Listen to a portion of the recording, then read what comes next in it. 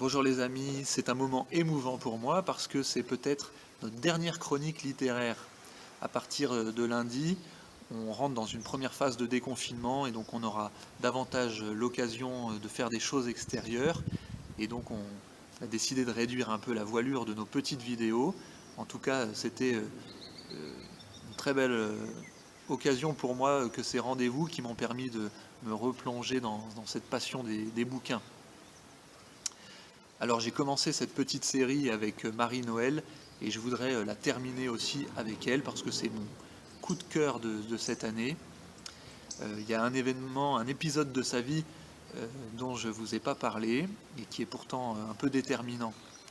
Alors qu'elle a 15 ans, euh, on est en 1938, elle se lève la nuit pour faire une prière et elle demande trois choses à Dieu. Elle demande de beaucoup souffrir, d'être poète et d'être sainte. Voilà, grandeur d'âme de cette femme. Et à la fin de sa vie, elle dira qu'elle aura été exaucée sur les 3 points. Beaucoup souffrir par son milieu, de petite bourgeoisie de province.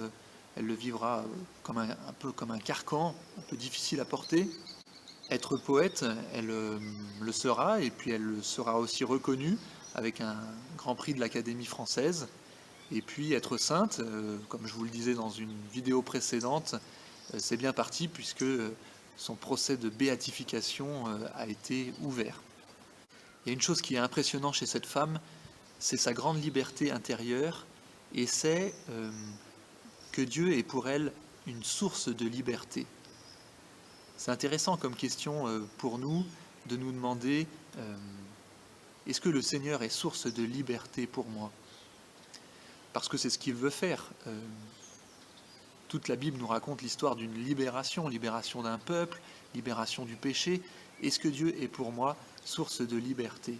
Et vous allez voir dans le petit extrait que je vais vous lire, il y a un grand paradoxe entre cette liberté intérieure qui est le fruit de sa relation avec le Seigneur et le peu de liberté extérieure qu'elle possède.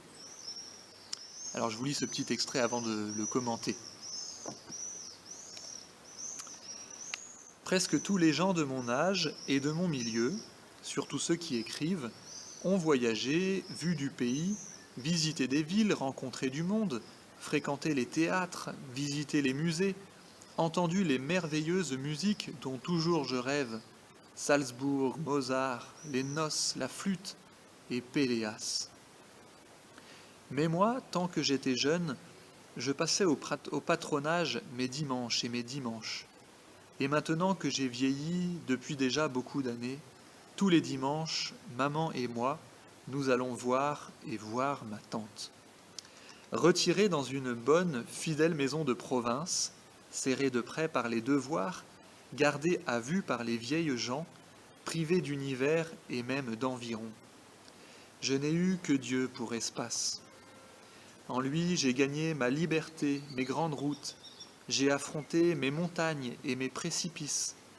J'ai couru comme les autres, plus que nul autre, mes aventures et mes dangers. Voilà, dans cet extrait, on sent à quel point Marie-Noël rêvait de culture et de voyage, mais qu'elle n'y a eu au fond pas beaucoup accès à cause d'une vie dédiée à sa famille, où elle sentait au fond que c'était là sa place et son devoir. Mais ce qui est intéressant pour nous, c'est que on peut se dire cette vie était faite de carcans, de devoirs, de limites à sa liberté, et pourtant elle nous dit qu'elle a trouvé cette liberté en Dieu. Voilà, je n'ai eu que Dieu pour espace. Eh bien, pour nous qui n'avons pas encore retrouvé toutes nos libertés, il est bon de nous rappeler que la liberté la plus importante, c'est celle qu'on peut conquérir dans notre relation avec le Seigneur.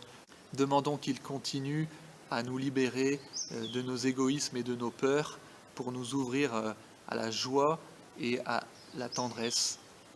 À bientôt les amis.